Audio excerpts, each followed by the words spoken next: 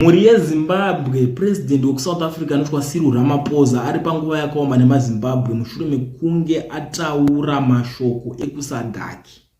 Akauya kuZimbabwe akanoatenda SADC summit. Ndo pane zvinhu zvaakazotaura ikoko. Ndangodzoka panapa nhasi kuti ndiuye ndine zvinhu zvandakaloda nhasi ndakaloda badness. Like this video kana wanakirwa kuitira kuti vaboyikane kana toya panapa ende kana usiri kusupporta zvinhu Ramaphosa kana uda kuti Ramaphosa asi abvisa munhu uyawe like futi ubva ucomment in the comment section. Nyaya panapa ndekuti Ramaphosa vakabuda vakati 44 ordinary summit of Southern African Development SADC head of state and government domashoko vakanyora paX power. Asi uya uzoona udzokere maZimbabweans vane hasha akati kunzwa mashoko akadaro achitaurwa nemunhu akaita saCyril. Cyril kudairira nyaya dzemuZimbabwe. Cyril kudairira nyaya dzemuZimbabwe. Wakamira pai ende wakamira sani. Ndo nyaya yanetsa iyo. So vaCyril vabvuraudzwa asana mbona zvakadaro kuti Cyril ndaifungoti Cyril munhu kuti vanomurespect muZimbabwe. Dasi ndatochinja pfungwa ndatoona zvimwe zvinhu ndine zvimwe zvandakutoziva about nyaya yaCyril. Cyril havasi kutomuona sechinhu manje so ndikuzoona vana veZimbabwe vakawanda vari kukomenta on this issue vari kuratidza kubatikana zvisingaite because Cyril, how dare you Cyril, Mr 40% kuya kunodherera maZimbabweans to that extent handisizoda dherera sei but ndo zvandiri kutoona panapa mwari kuti you have come here only to rubber stamps a tyrannical regime, but don't worry, you will get to feel the consequences. And so you feel like I still remember makora darika pane pakambo dawa mira gandariki nepo namboda unyibera wilawe ijamba alright mbeki pane kwakamboenda mbeki angari president akaso no replace kana Zuma after Zuma ndo yaka Ramaphosa mbeki ambeni kwakamboenda ndobasa akabadzoka chitonza kunoko kana muchitongodzoka baba amusisiri president. So ndo kunzi iwo Cyril wakutofesa ma consequences. Kungodzoka mu South Africa wanzi baba you are fired. Fire. Ndo nyaya iri kubuda panapa. So kunzi how much did the gold mafia pay you Cyril? Have you heard about the oppression of the Zimbabwean people, the electoral theft? Mr 40% panzi mapuwa mari ndo nyaya iri kutaura nemaZimbabwe because vanhu vana vakagara vataura kuti mapresident mazhinji vanenge mapuwa mari this government inobhadhara mari haufunga kuti Ramaphosa akanzi apuwa mari emuZimbabwe muno ari maUS iye achishanda nemaranzi anenge akazara ka ndopekutanga ngosvika kunyika kwake achingozvikwenya achiti musandibate ndakazara musandibate munovhiringa ndo situation yekuti anenge atosvika ari ikoko. Saka ndo nyaya iri kutaura kunzi aiwa mari yemapuwa mwari kuti shame on you Ramaphosa mwari kuti I see my president Sulu Samia, congratulations, all right. I'm proud of who I am, and I am a product of SADC activism training programs. All right, take one in Green Baba, but now this is on a shout wab man. What was SADC meeting to ensure continuation of uninterrupted corruption? What is the importance of this summit? Cause they yield no results. Talk shops in J. Mbochinja uchiba SADC.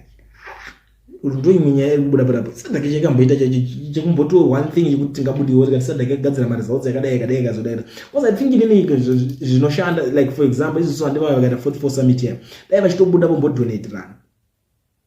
Since vari 16 kudaro anditi. South Africa yone 1 billion US. Zambia, Tanzania, Namibia, DRC, Mozambique, Angola, tichitoenda takadaro tese takaonekwa ndakwavuva kuti 1 billion.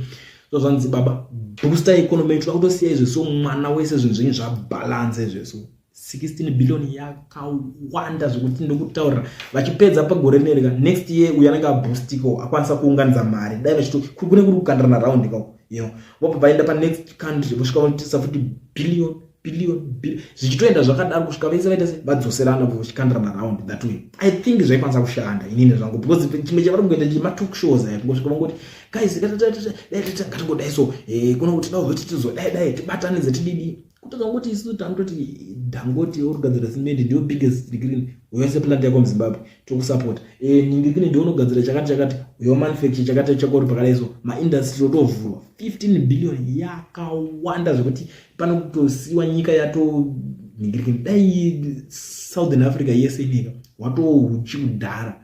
But I don't know mazidhara acho kuti pfungwa dzavanenge nyatsofunga vachibatana vachitaura chii baba kukudzana zvekuti election dzedu dzakazodai atatobatana votomwa wine dzavo vodhaba votoseka votoenda ndo problem yekuti ngori kuti Zimbabwe is a big problem on SADC. Question is, when are you going to tell Mnangagwa the truth? Truth will set you free, Mr. President.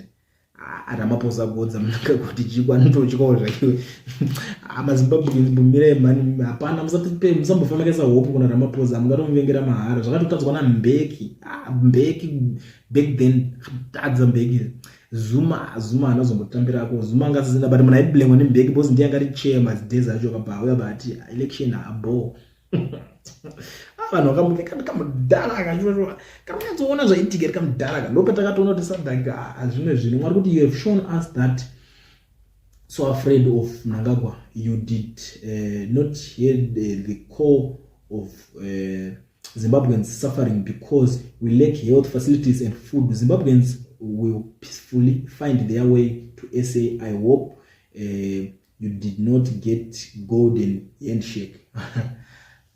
Yeah. Mwaka kutrete no Ramaphosa maZimbabweans achazoya zvawo South Africa. Izvezi Ramaphosa kambonyara kuti anyazori vanhu vangavadzingwe chinji both pane vakambopinda kata vanhu vese vanhu maningirini ngavadzokere kunyika dzawo chichi chakabuda kuti vanhu vakazoti aiwa kuita seiwo chinji this time around akaisa chimwe chiminister so ayo mupengo mupuno unonzi mupupungwere weminister wanzi minister of home affairs ku South Africa ndio unonzi mupurwa mupupungwere wekuti pfungwa dzakarongofunga kudzosera vanhu kwavakabva totenga mabhazi cheche ekudzosera mwana wese kutoemploy madrive kutoisa petrol kuti bhazi rako richamarika utotambira mari pamwedzi iwe unorova bhazi rako every day wakananga kuZimbabwe uchidzorera vanhu iwewo futi unenge uchirova bhazi rako wakananga kuMozambique uchidzorera vanhu iwewo vhorowo bhazi rako wakananga America mumwe achapuwa destination Malawi kana kuti zvitenda zvakadaro but paZimbabwe I think anenge akaisa mabhazi because so far ndakanzwa anga atone 4 mabhazi saka kuti 2 anenge ari paZimbabwe mamwe ashare mamwe destinations kuti vaZimbabwe vanenge akawanda so mwari uzobuda kuti sure Mr. President, please tell the Zimbabwean president to take care of his people please okay mwari kuti you are disgrace to Africa, useless things mwari kuti why does the SA government still enable some people to rig elections and violent deal with opposition? ANC government haina power, haina chachataure, haina chigaro cheSADC, zvakatodarika havana kana zvavanotomboita zvine musoro. Aiwa, tingatonyisora chinetsa nawo mana ANC haina chinoita mwari kuti tell Idi Mnangagwa to come fetch his people who came to South Africa illegally because he charges his people over 3K for passports, forcing them to immigrate illegally into other countries. Vakashata uyu South African atoti vaudza munhu weikoko kuseri kwawaende koko kuti auya atore vanhu vake kuno vari kuadhurisira mapassport kuti vapinde muno masina mapepa.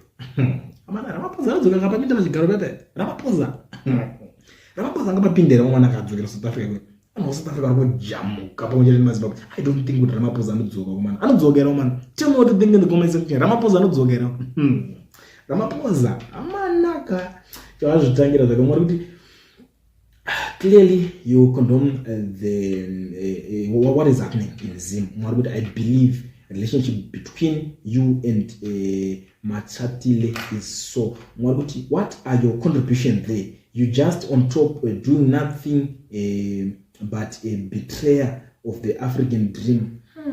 Ramaphosa achiona nasi mamwe president awamboshawo but Ramaphosa zviri serious. Mwari kuti please Mr. President, for once please pass our message that Mozambique and Zimbabweans are causing havoc in SA and their socio-economic issues cannot be SA's problems. Please don't bribe them, neither should you lie to them. Bakashata mai we mwari kuti you are an accomplice. Cyril Ramaphosa, you attended this summit on backdrop of mass persecution, abduction, torture, incarceration and suppression of freedom of speech, movements and gathering. What really do you stand for as SADC? What do you allow the suffering of Zimbabweans? Yes,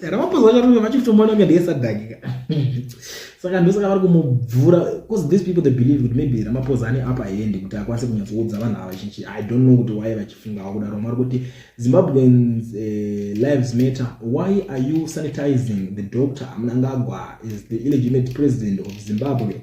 SADC is just a useless organization. We want new African leaders. Paka toshata. I wonder if summit will actually find out why Africa is such a fuck up. You must not allowed to attend this because you go there and spy for your masters. Manaka Ramaphosa pakashata. Ramaphosa rapanguva yakaoma komana anodzoka akapapindava.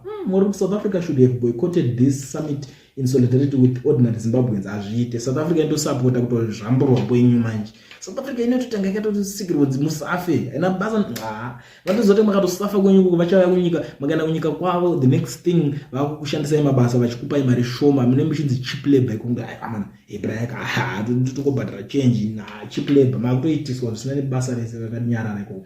What South Africa should have boycotted this summit in solidarity with ordinary citizens. South Africa imbotry izvo zvokomana. What that's an ego message pala for political funds in charlatans.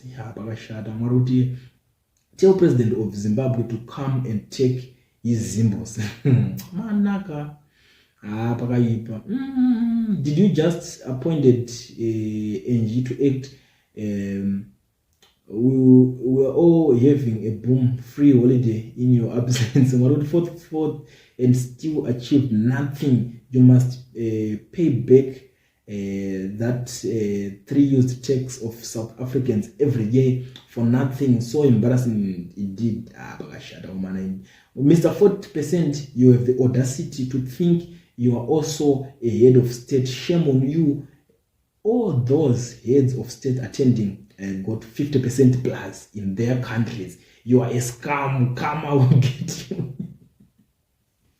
Ramaphosa pongoya mwana. So nyidonya iripo Ramaphosa abvurwa ndo vanhu vari kuita kupopota kumujamukira. Waenda ikoko zoita sei wanda so udza president ikoko auya tore maZimbabweans ake kunoko vakapinda zina mapepa chichinyadzi ngotaura zvakawandisa vanhu vakaita kutsama guys. So ndingodarika nepanapa ndionesana nemaZimbabweans ndikuzize because munoziva zvinhu zvikuitika kuti kuti uyo ukazofamba unochizoti ndikuziva zvikuitika akazokuti mbozi musi munongozangana muroad mukangomhoresana naye kana Ramaphosa wake unobva wazogomuza kuti zvikuzikanwa ndakazviona zvichitaurwa nyaya dzako pane nyaya dzandakanzwa iwewe ndo nyaya iripo enda mwanda ndakakubatirai pachannel yenyu nhasi. So ndakachingokumbirisawo kuti usati wabva panapa ungosiya walike this video kuitira kuti shoko rifambe zvisvike ikoko ngazvizikanwa ngazvifambe.